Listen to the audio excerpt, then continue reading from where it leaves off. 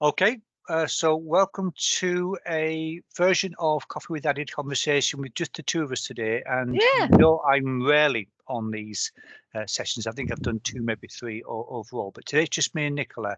And it's a session that I identified after talking to some students where I thought it would be nice for us to share our thoughts about all things to do with exam prep Yes. and exam behaviour. We'll start off by talking about tips regarding preparing for an exam, and then after 7, 8 minutes, we'll then move into behaviour and attitudes during the exam.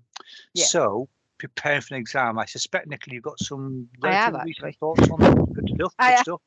I have actually, and the reason I have is because actually when I first came out of mental health nursing and came into the academic development department, I used to do quite a bit of work with students on exam stress and exam Mm, anxiety.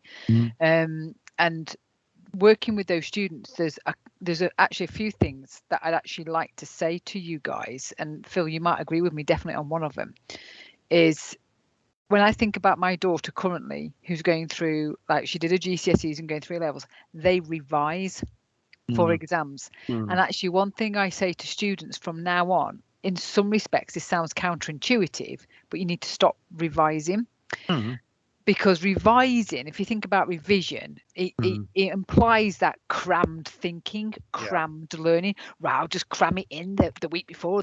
If in my case, when I was a Mm, student, I mm. crammed it in the night before. Yeah, yeah.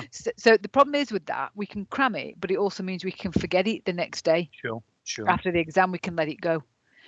In our case, in these kind of courses, we can't let information go because it will underpin what you do for the rest of your career.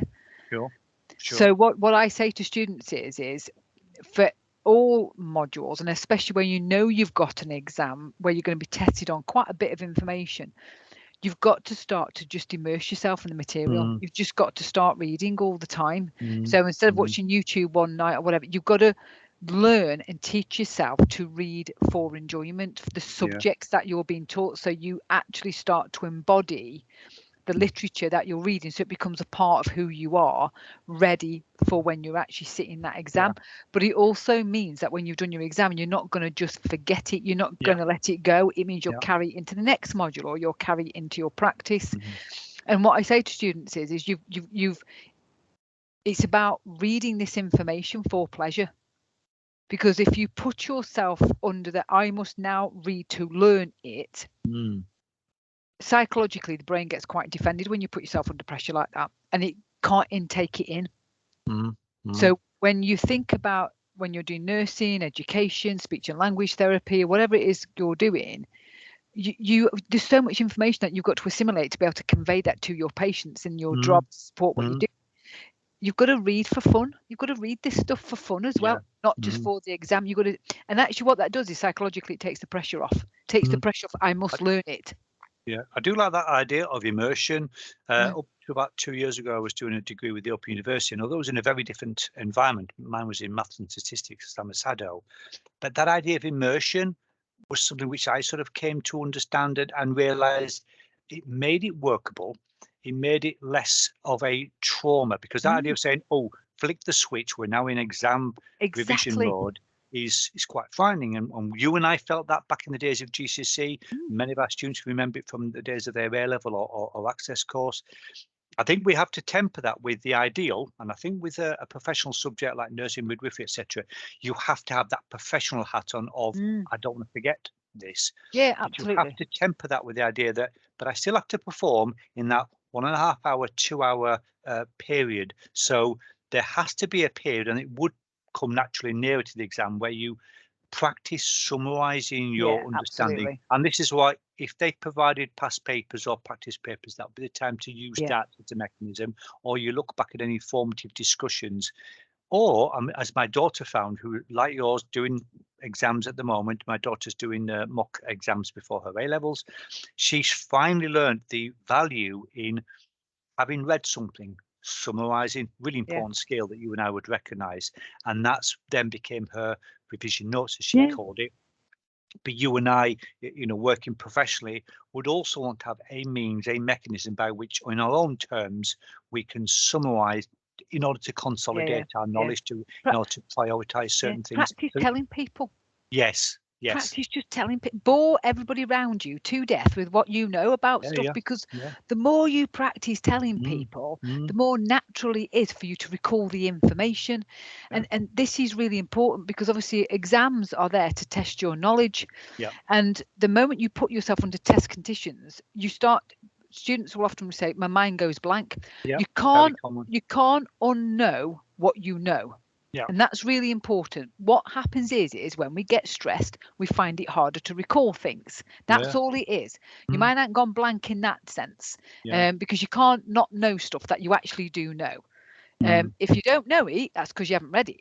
But if you've been reading it and telling somebody about it, you can't unknow that. So the more you can practice and just get comfortable, like say, with talking to people, summarizing it, and like everybody who will possibly listen to you, the more when you then get in the exam, you'll find it much easier to recall and answer the questions and summarize it.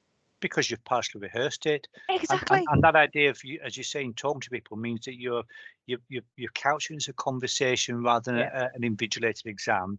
Also, you and I also know that if we think we understand something, the action of explaining it to a third person lets us know if that's genuinely true or if there's still gaps.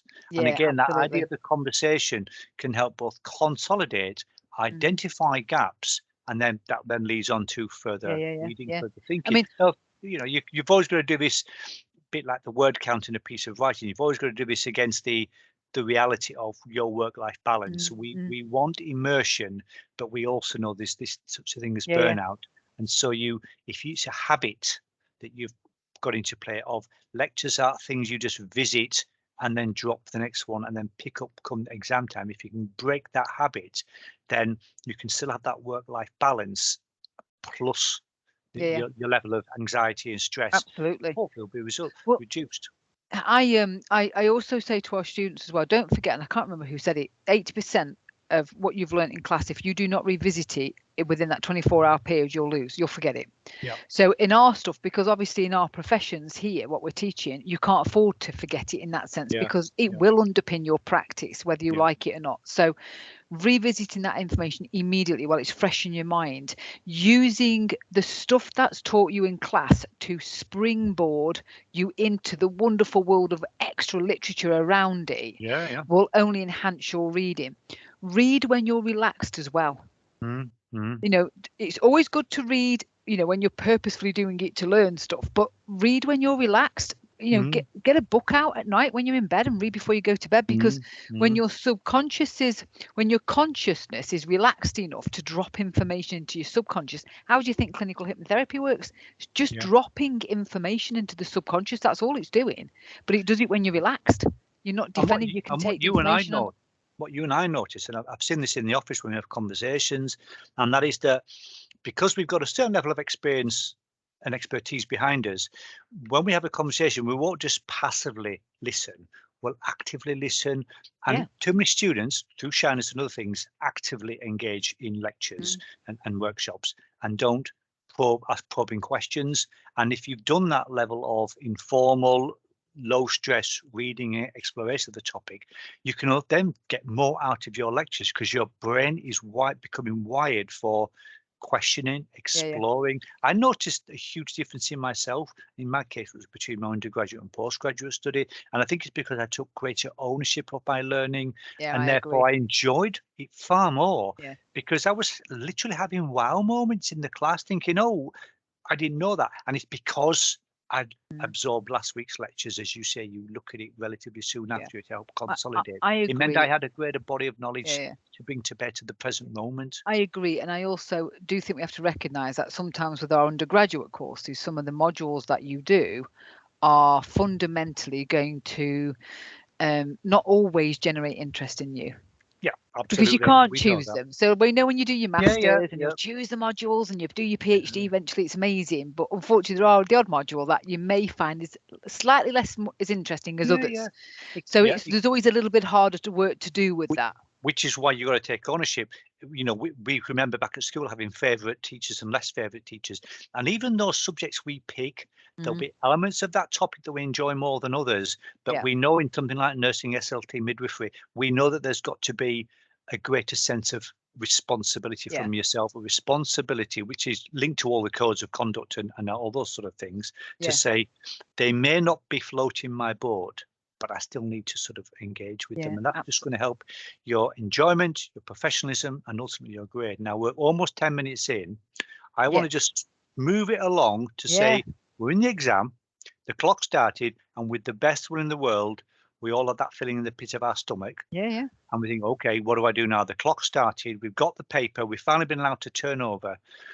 Tell me about your experiences there. Oh, I tell students, whatever you do, the first thing you do, even if you're not given the time, read the paper. Because reading the paper isn't actually just about reading the paper. It's about giving yourself time to breathe, giving yourself time, for your heart rate to just slow down, to realize it's okay. But what I also tell students is you read the paper, read it a few times. It will allow your heart rate to calm down. But the other thing is as you're reading it, you'll see there are some questions that you may think, well, I'm not going to be quite good on that one. Oh, I like that one. I can do that one. Then answer. I always say to students, answer, as long as you do it very clearly on the paper and whatever. If there's an opportunity and you can do it, answer the ones you know you can answer. Because the reason I say that, it builds up your confidence. Yeah, it does. Yep. And building up confidence, answering the ones you know, you're starting to recall information. And as time passes, you are calming down so that then those slightly more challenging questions, then you are in a better place mentally and emotionally to deal with them. Of course, you know from the clock and from the time on the paper, you know how long you've got. You can do a quick calculation and think, okay, 20 minutes or whatever it is per question. But you're absolutely right. Pick one that you like the look of and start with that. But don't go mad. You know that clock is your friend and your enemy. So when that 20 minutes is up or whatever it is, think, okay, I've got to move on, pause there and move on. And if you depends on the layout of the answer sheet. If the answer sheet's just a booklet and you think there's more could have said, leave half a page blank, turn over. So if you have time, you can come back. Which leads me to a trick I used to do, and I'll let you answer in a moment. Trick I used to do when there was a question. I started well, but then hit a brick wall. What I would do, it took a long time for me to learn this, was to recognize this is now threatening to undermine my feelings and the whole thing's at risk. I put a big star in my answer book to indicate I got stuck here, leave myself an approximate amount of space, half a page, whatever, move on to another question. And it's amazing how when you come back and you look at it again, it's like, actually, there's more I can say here. Were you going to say something a little bit I was going to say something similar to that, but I completely agree. And the other thing to think about when you're doing exams, where it's not a multiple choice exam, where you do have more of those essay type questions, or even just explain this or describe this or define this, always look at the amount of marks they're giving you for the exam. Yeah, that's a good guide. Sorry. Very good always guide. Look. But what I do say to students, because having marked many exam papers here in my time, if it gives you 10 marks, you have not got to say the same thing 10 different ways. No. You do not get 10 marks for saying the same thing just in different ways. Many students will think, oh, I'll say it that way, then, and they won't notice it's more, I'm saying the same thing just in we a will different notice. We will notice that. So your marks don't come from that. Your marks come from developing on from things, to giving different points of views, to giving different answers, to giving depth of an answer to something, not just saying the same point in 10 different ways. Absolutely. Very much hold on to that and very much be guided. So if you have got an essay question, it says 20 marks, you know you have got to delve into it. You can't just write a paragraph. All those elements of critical analysis, all those memories you'll have had about having the conversation with your colleagues where you maybe took it in turns to explain something, which is a great way of doing it. They'll come back. You won't have the references to hand because who does? But that's okay. Exams are different, but you'll still have the ideas that talked about one version versus another. Talking about references, Phil, and I know we're running out of time now, but some of them do allow you to take a list of references in, and sometimes they'll allow you to annotate. We used to run exams where you were allowed to take references and put five buzzwords next to the references to remind you. Use that if you ever get that opportunity. Find out if you can do that and then use it. Absolutely use it. Don't waste that opportunity. Plan for that. Think really carefully how you can use that. It will only work to your advantage. And I think that leads me into that idea. And I was talking to my daughter only yesterday about this, and that is, you must practice the exam part. I think practicing the understanding part, which I feel is far more valuable for us as a professional, where you talk to colleagues, is fine for your learning and vital. But you must also practice. If you're not used to handwriting, because we all do it on the computer, if you're not used to handwriting, start to get used to that as well. And one thing I'd say in finishing, if someone said about what's your take-home message, I'd say, never think you're the only one in that room who's panicking. Just as I say to students when I have a quiet class, and I'll say to them, anyone know the answer, don't think you're the only one who doesn't know. Everyone's in the same boat. It's amazing how similar it is. So take that as a reassurance of, you know what, we're all in this boat. I'm nervous. Person there may not look it, but I bet inside there are a bunch of butterflies. So it gives you permission to say, well, I'll own my nerves. It's just a feeling like hunger. And recognise that actually nerves are quite a normal part. And we'd be more concerned if you didn't have a level of anxiety over it. You imagine the interview, you're going for a job. If you had no nerves, you're not going to be super focused, to perform well. We don't want too many nerves that prevent us, that paralyzes us. But we want it to small focus amounts of nerves. Really useful, just as you would be on the ward. I want a nurse, I want a doctor who, when I go in with a problem, for them to be super focused, because from nerves, it's another way of saying caring. I'm caring about this. Conscientiousness. Absolutely. What would your take-home message be? It'd be like, don't ignore the reading. Don't ignore the learning. So make sure you do. Don't ever leave it till last minute. If I'm honest, if you leave reading for your exam till last minute, you will exacerbate every negative thing about an exam for yourself. Preparation is key. It absolutely does. Prep is key. Preparation, learning, and recognise the value of the reading that you're doing, because actually it's going to underpin your profession moving forward. Don't shy away from it. And I'd add to that and say, don't worry about the fact that, unlike some of your colleagues who maybe still live at home with mum and dad, having huge amounts of time to do what they can do with regards to their learning. You might have a job on the side, you might have a kid, etc. But within your own parameters, absolutely, become absorbed as much as you can. Practice as much as you can, but do understand that success for you is going to be possibly a different thing that it is for someone else, and that's that sense of taking ownership as well. I'm just saying within my own terms. Absolutely, I think that was a nice quick look. This is something which we might very well come back with, as I know you guys have done in some of the other topics. But I think a nice starting point. Thank you, Nicola, for allowing me to hijack the topic for today. That's all right, and we'll take care. We'll see you all again soon. Okay, cheers everyone, and nice to have been involved. Cheers, Bye. then.